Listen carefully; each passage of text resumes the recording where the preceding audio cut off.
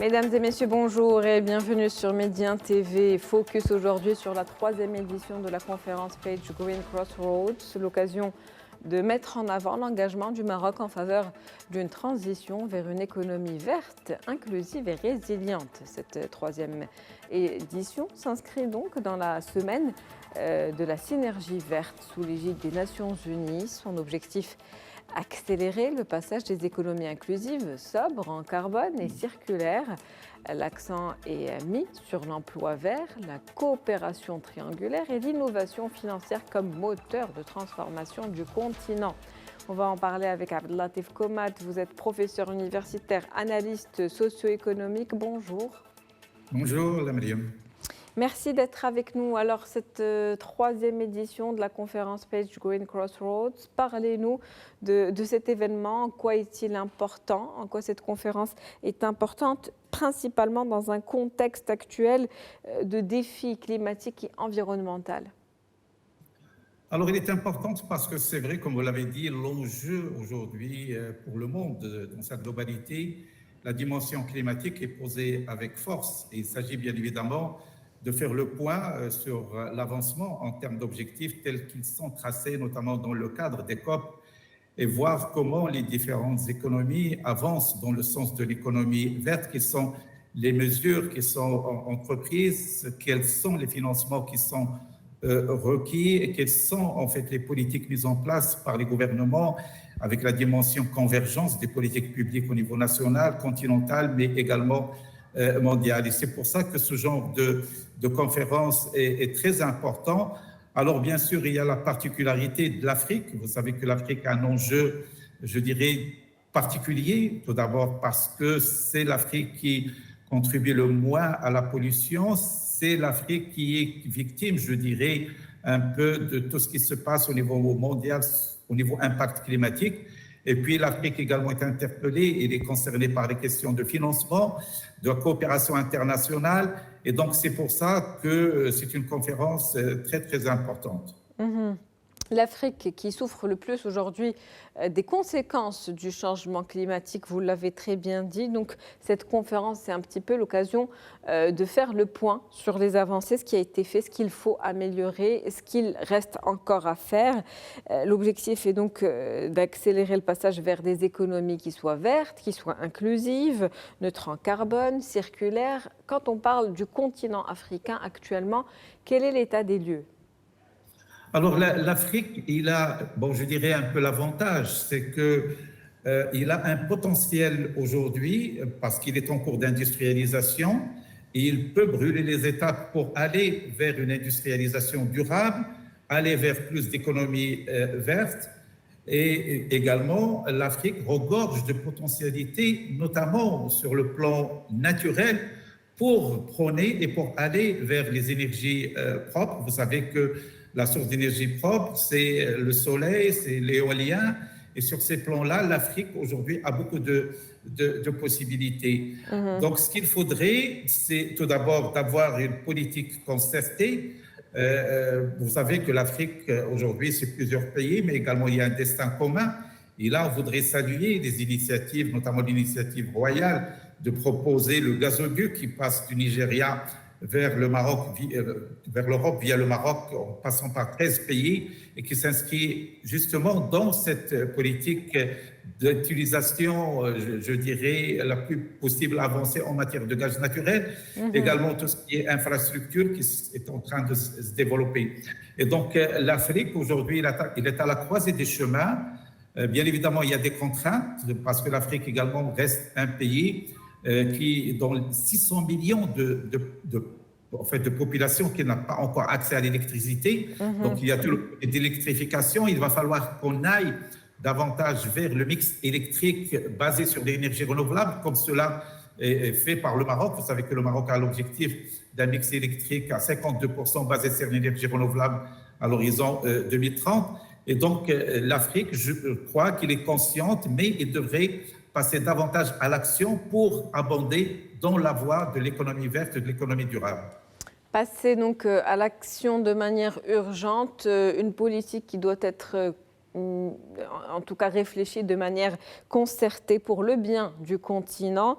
Lors de cette troisième édition, l'engagement du Maroc en faveur d'une transition économique verte a été mis en avant. C'est l'occasion aussi de parler avec vous de la stratégie Maroc, des piliers sur lesquels repose cette stratégie.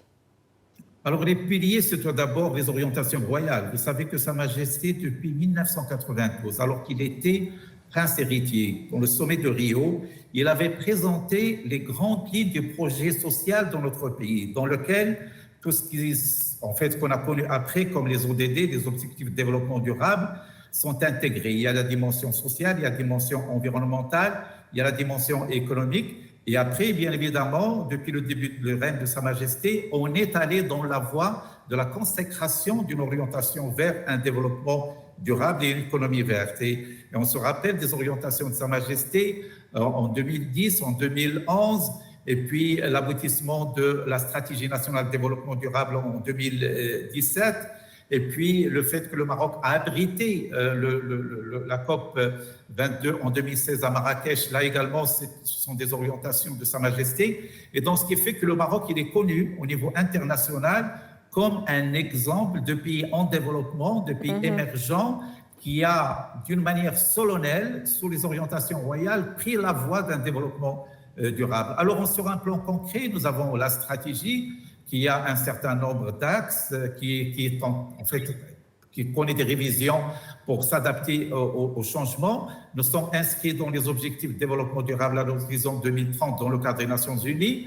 Nous avons un programme partagé par les différents ministères parce que pratiquement aujourd'hui, tous les ministères, dans le cadre de la convergence, intègrent le développement durable dans leur politique publique. Et donc, ce qui fait, nous avons également, bien sûr, tout ce qui est orientation en termes d'énergie.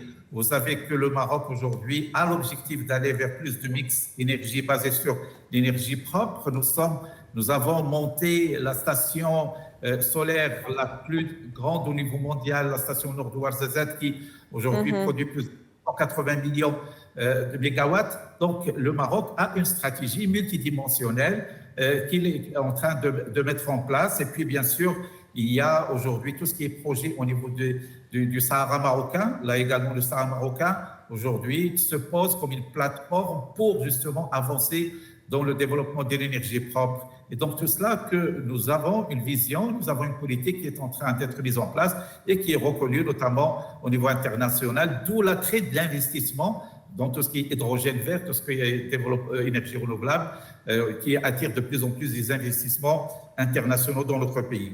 Une vision stratégique du Maroc à long terme, le Maroc qui est présenté comme un moteur d'une transition verte, juste et inclusive. Qu'est-ce qui, on va dire, donne aujourd'hui au Maroc ce rôle de leader régional ? Alors, le leader régional, tout d'abord, c'est la volonté politique, bien évidemment. Il faut qu'il y ait une volonté politique, il faut qu'il y ait un leadership. Le leadership était manifesté par Sa Majesté à travers plusieurs programmes qu'il a supervisés lui-même, mais également ses discours, ses orientations. Donc, le leadership politique est là. Bien sûr, il y a également le contexte géoéconomique. Vous savez que la position du Maroc aujourd'hui lui donne un certain nombre d'avantages pour justement aller de l'avant en matière d'énergie propre. On parle du soleil, on parle de l'éolien, on parle de l'hydraulique. Donc, ce sont des sources d'énergie propre pour lesquelles le Maroc a un potentiel qu'il est en train d'optimiser, de rationaliser et de développer, notamment dans un cadre international de partenariat, mais également de partenariat public-privé. Le Maroc également est un pays qui est propre de l'Europe et donc ça lui donne également la possibilité de développer de partenariats. Vous savez que le Maroc a été le premier pays à signer une charte de décarbonation avec l'Union européenne depuis maintenant 2-3 ans. Et donc, ça veut dire qu'on est en train d'anticiper même la mise en place de la taxe liée au carbone qui est prévue pour 2027. On est en train d'anticiper, on est en train d'aller vers l'intégration de tout ce qui est économie verte dans nos industries. Là, je parle de l'industrie automobile, je parle de l'industrie aéronautique. Nous sommes également en train d'aller en matière agricole vers une économie, une agriculture verte. Et donc, aujourd'hui, il y a plusieurs stratégies, plusieurs politiques qui font que le Maroc a justement choisi cette voie qu'il est en train de concrétiser sur un plan réel et sur un plan de politique économique. La transition vers une économie verte est aujourd'hui présentée aussi comme une voie pour réaliser un petit peu ces objectifs de développement durable. On parle aussi de mettre l'accent sur l'emploi vert, la coopération triangulaire et l'innovation financière. Est-ce que ce sont aujourd'hui les challenges? Effectivement, bien sûr, il y a la question d'économie circulaire. Également, c'est une voie très salutaire parce qu'il s'agit de réutiliser les produits qui sont déjà, je dirais, consommés en partie, mais qui sont passibles d'une autre réutilisation. Et ça, c'est très important pour la préservation de la nature. Également, la question du financement, c'est un grand sujet qui est en débat au Maroc aujourd'hui. Le financement durable et le financement de l'économie verte. Aujourd'hui, les banques sont en train d'imaginer de nouveaux mécanismes. Il y a le côté réglementaire et législatif également qui accompagne ce volet-là. Et puis, l'économie verte aura, avec le temps, plus de possibilités de trouver des moyens de financement, que ce soit au niveau national ou au niveau international, parce que dorénavant, je dirais, l'économie durable, c'est elle qui va, je dirais, attirer plus facilement l'investissement parce que le souci du développement durable va devenir un souci incontournable au niveau de toutes les composantes de notre univers. Et bien sûr, tout ce qui est également partenariat public-privé également, c'est très important. D'ailleurs, le Maroc, vous savez qu'en parlant de ce sujet, aujourd'hui, il y a une très grande convention qui est signée avec les Émirats arabes unis pour 150 milliards de dirhams dans le domaine d'énergie, à orientation essentiellement énergie verte, dans le domaine du dessalement, dans le domaine des autoroutes de l'eau. Et donc, tout azimut, le Maroc avance par des projets nationaux, mais également dans la coopération internationale avec des instances internationales, des organisations internationales, avec des pays amis. En l'occurrence, j'évoque les Émirats arabes unis, avec lesquels nous sommes, grâce à la visite royale de Sa Majesté, aujourd'hui sur un projet hautement stratégique de coopération sur des sujets, sur des secteurs très sensibles. Merci à vous pour cette analyse, Monsieur Abdellatif Komad. Je rappelle que vous êtes professeur universitaire et analyste socio-économique. C'était un plaisir de vous avoir avec nous dans ce Focus Eco. Merci à vous. C'est la fin du Focus Eco pour aujourd'hui. On se retrouve demain avec un nouvel invité, nouveau sujet. Très bonne journée.